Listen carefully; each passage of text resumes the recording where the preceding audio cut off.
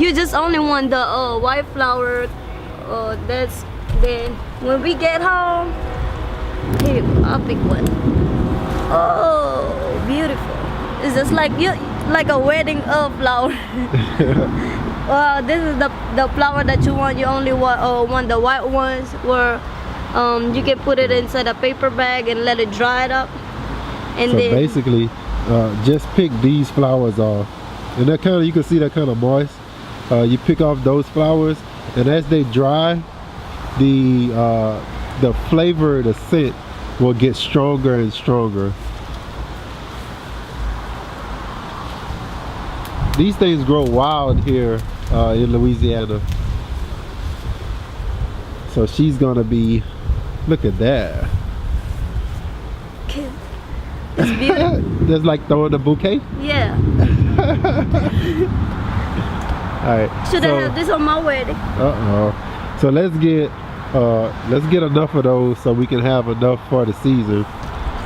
Like I say, these things grow wild here. If you catch a fence line with elderberries on them, they'll grow everywhere. That's those little small blackberries. But this is what they look like before they turn to those small berries. Those blackberries that they make like the elderberry tincture out of.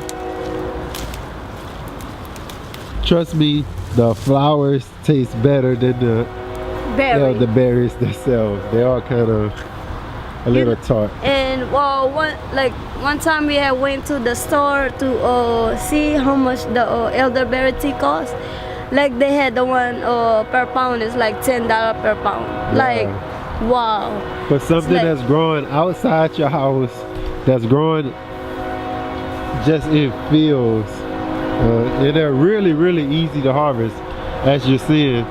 There's another one up there. So either you can bend them over and pull them off the top, or because they grow so wild and so fast, you can just go in and chop it up. Take a quick chop. It'll fall down to you.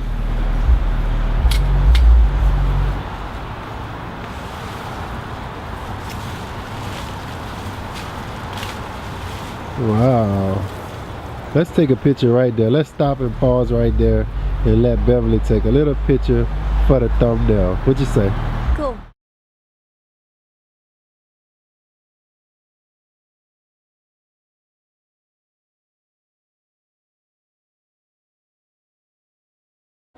So as she continues picking this beautiful flowers of mine.